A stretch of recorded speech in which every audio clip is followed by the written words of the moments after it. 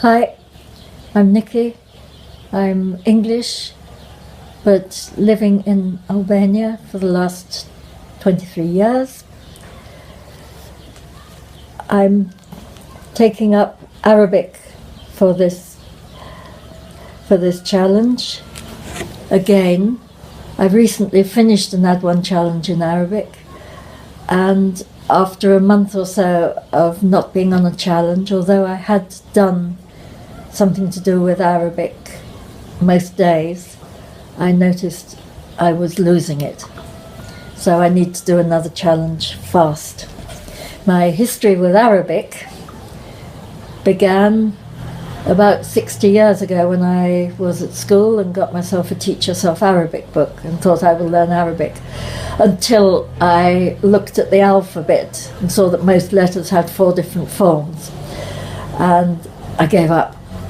Later, in about 1972, I was in Israel and I took some Arabic classes and then spent a month in a work camp in an Arab village. As I was the only one in the camp, in the group, who knew Arabic, I was the one who spoke very Tarzan Arabic with the women and the children who didn't know English or German or Hebrew.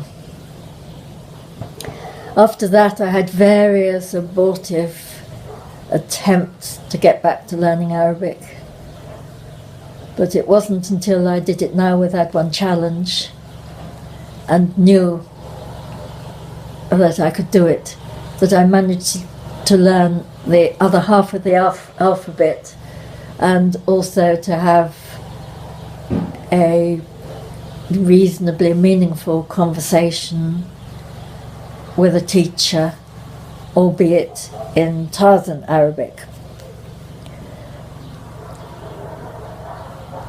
One of the teachers advised me to learn both Standard Arabic and the Syrian dialect I hope to use with Syrian refugees.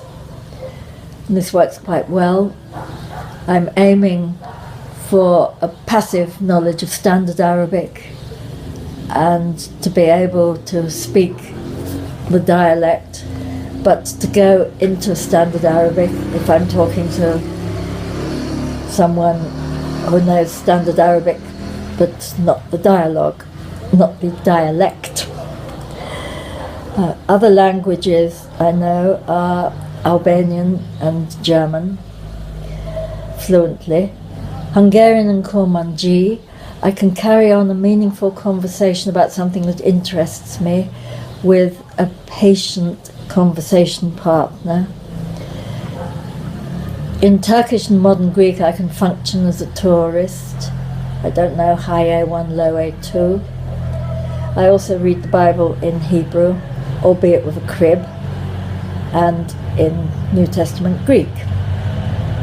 My biggest struggle when it comes to language learning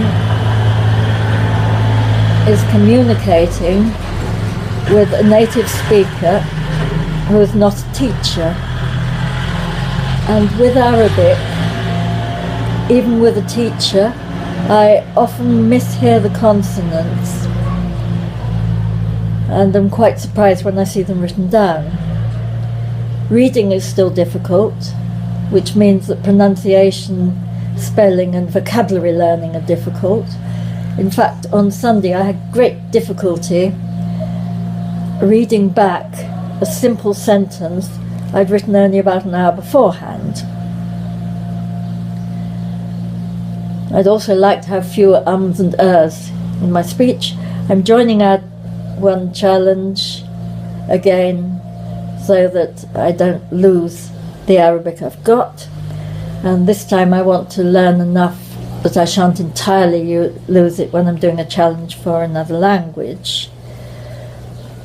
I'm committed to learning, to studying 4 days a week, 30 minutes a day.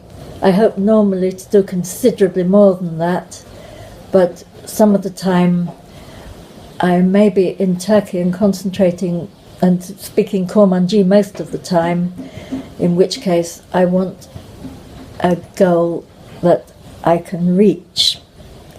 And I'm looking forward to getting back to Adwan Challenge at a more leisurely pace, and I'm sorry I've overrun, but I wasn't able to put everything into 3 minutes.